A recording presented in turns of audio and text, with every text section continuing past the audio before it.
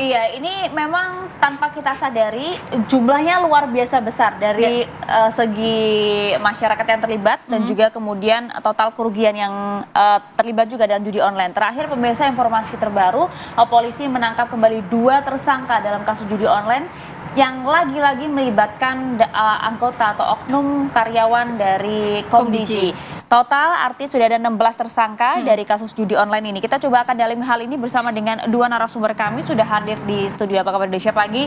Selamat pagi, ini ada hadir bersama kami Irjen Purnawirawan Arianto Sutadi, penasihat ahli Kapolri. Selamat pagi, Pak Arianto. Assalamualaikum. Waalaikumsalam. Dan juga sudah hadir pula di sini ada Prof. Henry Subiakto, mantan staf ahli Menkominfo, termasuk juga sekaligus guru besar Universitas Erlangga. Assalamualaikum, selamat pagi. Selamat pagi. Assalamualaikum. Waalaikumsalam. Ini juga sudah terhubung bersama kami nampaknya ya. Ini ada Bang Dev Laksono, Wakil Ketua Komisi 1 DPR RI, fraksi Golkar. Selamat pagi Bang Dev. Pagi, Assalamualaikum Bang Dev. Selamat pagi, gimana kabar? Sehat? Baik, alhamdulillah. Sehat semua. Terima kasih Bang Dev telah bergabung. Ya, saya langsung mau ke Prof. Henry. Prof. Henry, Anda kalau bisa kita lihat kan 15 tahun menjadi staf ahli Menkominfo, kemudian ya ini marak baru akhir ini kemudian diungkap ada belasan kemudian oknum dari Komdiji yang terlibat yang harusnya kemudian memberantas justru membina para judol ini. Apakah sebenarnya Anda sudah mengetahui ini sejak lama berada di dalam? Pertama, kita harus memahami problema yang sekarang muncul isu judi online ini ada 2 peristiwa hukum. Satu peristiwa pertama adalah membiarkan informasi elektronik yang merupakan judi online itu tidak di take down. Padahal Undang-Undang ITE pasal 40 ayat 2A itu mewajibkan pemerintah itu wajib mencegah peredaran informasi elektronik yang melanggar perundang-undangan. Bukan situsnya tapi iklannya juga harus ya? Sebentar, saya jelaskan dulu. Jadi yang melanggar perundang-undangan harus dicegah. Itu termasuk apa yang melanggar perundang-undangan? Judi online melanggar undang-undang nggak? Iya, karena pidana dilarang kan. Nah, maka harus di take down. Nah, ketika kemudian itu jumlahnya ribuan tadi, bahkan puluhan ribu situs itu, bahkan bisa lebih, jutaan situs, maka berarti apa? Pemerintah tidak menjalankan amanah Undang-Undang nomor 19 tahun 2016, pasal 40 ayat 2A. Karena wajib itu, pemerintah tuh wajib aja mencegah informasi elektronik itu. Dan di pasal 40 ayat 2B-nya, pemerintah punya kewenangan untuk memutus akses alias mempunyai kewenangan untuk take down. Pemerintah itu siapa saya tanya? Pemerintah itu presiden, dijalankan dibantu oleh menteri, begitu kan? Nah, ini amanah undang-undang kemudian dilaksanakan oleh sebuah tim. Dan kita lihat yang ditangkap itu anak muda-muda semua. Anak-anak muda semua. Saya yang sebagai yang pernah di situ, loh, kok saya nggak kenal sama anak-anak muda itu? Mosok sebuah amanah undang-undang dijalankan oleh anak-anak muda? Ini ada persoalan nih. Dulu waktu saya masih di kementerian, staf ahli aja nggak bisa itu mempengaruhi tim itu, atau minta supaya ini take down, ini melanggar hukum karena saya saya kan staf ahli bidang hukum, nggak bisa. Sekjen aja nggak bisa. Yang tahu persis dan punya kewenangan tuh menteri.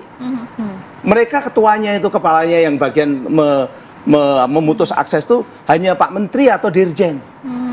Itu. Nah, ini sekarang terjadi. Jadi peristiwa pertamanya adalah membiarkan konten-konten judi itu ada di medsos. Maka yang terjadi adalah banyak orang nggak tahu ini judi atau bukan. Kadang-kadang ada mix antara judi dengan game, kan begitu kan? Orang-orang yang nggak paham, selebritis, YouTuber menganggap ini dapat duit untuk endorser game, ternyata judi, kan begitu. Prof, tapi kalau melihat di dalamnya saat zaman Prof masih di dalam ini, yang menangani dari judi online ini tim apa? Karena kan kita melihat belum ada satgas yang dibentuk oleh Presiden Joko Widodo saat itu di tahun 2024 bulan Juni. Sebenarnya gini, ada tim yang namanya untuk meng-crawling data-data atau informasi yang ada di media sosial atau di internet yang melanggar perundang-undangan. Karena ini amanah undang-undang kan. Tim crawling ini memang sudah ada sejak dulu.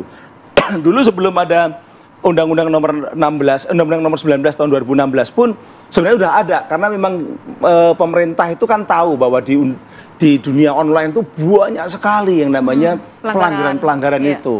Pornografi juga termasuk yang melanggar perundang-undangan, kan begitu kan?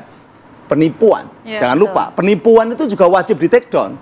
Kemudian ini salah satunya adalah Judi yang online. sekarang baru ramai adalah judi online. Problemanya adalah judi online-nya masih banyak sampai ribut ini. Penipuannya juga masih banyak. Yang ketiga adalah perjudian. Pornografi. Anda kalau biasa main Twitter Di itu, platform X ya? waduh, itu yang namanya trending topik tiap malam itu sange itu adalah pornografi. Pornografi. Nah, Jadi ini problemanya adalah sistematis, gitu loh. Ya, tapi Prof, Anda sudah melihat nggak, atau justru sudah mengendus sebenarnya ini sudah sejak lama berada di Komdiji ini? Ya, kalau saya sih mengendus dalam artian problema banyak sekali pelanggaran hukum tuh banyak. Pasti ada keterlibatan Pasti, orang dalam. ya. Belum tentu kan, waktu itu kan kita nggak tahu ya. Kemudian ketika judi ini saya kira-kira tahun lalu dapat informasi bahwa tadi setiap situs tuh punya nilai. Nilainya antara 5 juta kan gitu, 5 juta sampai 8,5 juta. Iya. Bayangkan kalau ada orang punya 5.000 situs, berarti dia, dan yang jadi catatan adalah ini orang yang harusnya bertugas, tapi dia tidur saja selama 1 bulan tidak blokir, tidak men-take down, itu dapat 5 juta per situs minimal. Kalikan saja. Kalikan berapa ribu, terus pemainnya berapa, kan begitu. Nah inilah makanya ini serius, makanya sebenarnya bagus ketika presiden ada bikin satgas itu bagus. Problemanya adalah kalau saya sebagai orang yang kebetulan tahu ya, tidak semudah itu. Tidak semudah itu. Yang bisa ditangkap oleh teman-teman kepolisian adalah yang nampak saja.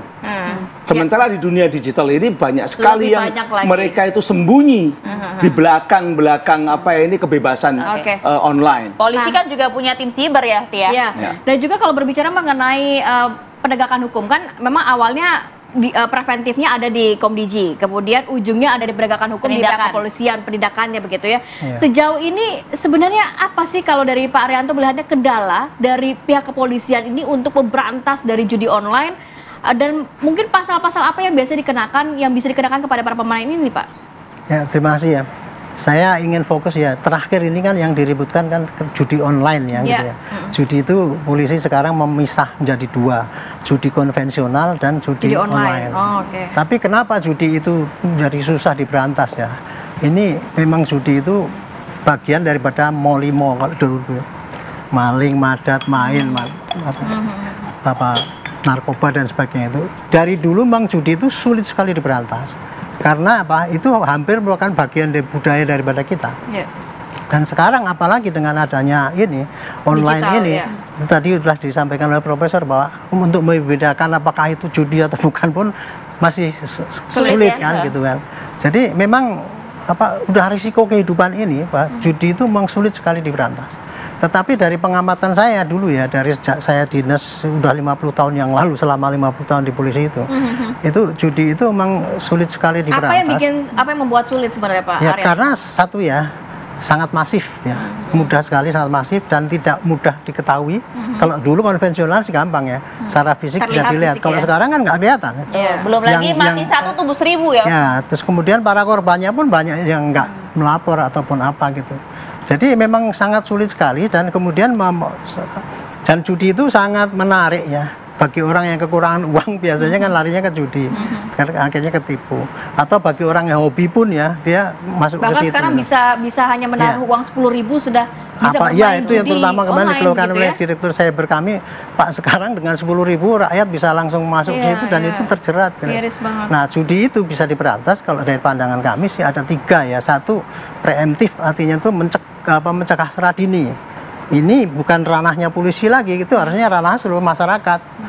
Jadi mencegah secara dini, pendidikan bahwa ini pengetahuan, literasi dan sebagainya, bahwa judi itu merugikan dan sebagainya. Kemudian yang kedua adalah pencegahan ya, preemptif, itu domainnya Kominfo tadi, karena dia yang kalau preemptif itu caranya kan men-take down ataupun melacak siapa ini, kemudian kalau ada di take down, kemudian atau di blokir atau ditangkap dan sebagainya. Nah, terakhir adalah represif. Kebanyakan kemudian pasti ini kok marak, itu pasti penegakan hukumnya pasti nggak benar ya. Ya memang betul, tapi itu bukan satu-satunya akibat daripada penegakan hukum yang nggak ini ya. Nah, mengenai penegakan judi ya, saya ada dari kajian saya selama saya dinas itu ya, judi itu menjadi marak ya. Nomor satu, apabila terjadi pembiaran terhadap judi itu oleh aparat. Nah, pembiaran itu bisa macam-macam sebabnya. Ada yang karena tidak tahu, ada yang karena sengaja, karena aparatnya itu ikut-ikut membiarkan gitu. Dan kemudian ada yang tergiur oleh sesuatu juga. Iya, jadi banyak sekali penyebab itu terjadi pembiaran itu. Apalagi yang terakhir adalah adanya kolusi antara pemain dengan itu. Setahu saya dulu ya, judi itu tidak akan mungkin bisa eksis apabila dia tidak izin pada aparat setempat. Nah, artinya akan ada peluang keterlibatan. Pasti ada, pasti ada. Dulu, sekarang itu Kominfo kan masuk situ kan, dia ngawasin. Tapi karena ya itu tadi iman tergoda gitu dan nggak mudah akhirnya kan dibiarkan aja itu. Nah, pembiaran itu tadi ada dua, ada sengaja, nggak sengaja, atau tidak tahu, atau memang kurang sarana, kurang apa dan sebagainya. Begitu kompleksnya ya gitu, sehingga kita memang harus memerangi ini harus secara masif. Itu dia, melibatkan semua masyarakat, semua aparat dan sebagainya dari preemptifnya, pencegahannya dari semua yang terlibat di situ harus betul-betul diawasi oleh atasannya, jangan sampai dikolusi. Itu dia, Satgas Judi Online kan juga mengeluhkan. Jadi sejak dibentuk hingga saat ini total sudah ada 3,2 juta situs yang kemudian diblokir, tapi masih saja ada. Mati satu tumbuh 1000 bahasanya Bang Dev. Ini seperti apa Bang? Ya, memang pemberantasan ini tidak bisa dilakukan hanya dalam waktu singkat saja, harus panjang. Dan juga tidak bisa hanya di jaringan pemain saja, harus sampai dengan ke tingkat atasnya. Nah, makanya yang seperti sudah disampaikan oleh Prof dan juga oleh Pak Irjen, ini dasarnya itu adalah pada selama masih ada hasrat keinginan daripada masyarakat pemain, masih merasa bisa mendapatkan keuntungan, masih bisa mengeruk pendapatan yang besar, ya pasti masih akan berjalan terus. Jadi ya rule of supply and demand-nya itu. Nah, selama chain-nya itu tidak bisa diputuskan, ya ini masih akan berjalan terus. Nah, jadi pendekatan sosialisasi kepada masyarakat itu tetap penting harus dilakukan, ya, agar demand itu bisa menurun, kesadaran masyarakat bahwa mereka ini sedang ditipu oleh bandar dengan menggunakan sistem elektronik, bahwa uang mereka sedang dikeruk keluar. Nah, ya, ini masih akan berjalan terus. Jadi pengusutan itu harus dari semua lini, baik para yang melindungi mereka, apakah itu aparat pemerintah kah, atau apakah itu ada suatu jaringan mafia kah, itu semua yang harus diterkuak, harus dibongkar, dan juga ada baiknya juga bila prosesnya ini bisa disampaikan ke publik, jadi diketahui persis siapa-siapa saja orang yang membackinginya, siapa yang mereka yang mengerjakannya. Nah, kalau itu bisa dibongkar, nah jadi semakin jelas, akhirnya semakin terlihat alurnya kemana, dan juga akan lebih memudahkan untuk aparat pemerintah mengusut dan menindak mereka-mereka semua yang terlibat di dalam jaringan setan ini. Oke, kalau kemarin juga ada keterangan dari pihak Komdiji bahwa memang setiap harinya 10.000 sampai dengan 20.000 situs judi online ini sudah di take down. Tapi kenapa rasanya kok agak sulit? Apakah begitu mengakar? Termasuk yang kemarin juga terlibat oknum Komdiji ini, apakah hanya small group? Tapi ternyata di dalamnya cukup besar yang membackingi dari judi online. Kita akan bahas lagi mengenai hal ini sesaat lagi. Tetap bersama kami di Apa Kabar Indonesia Pagi.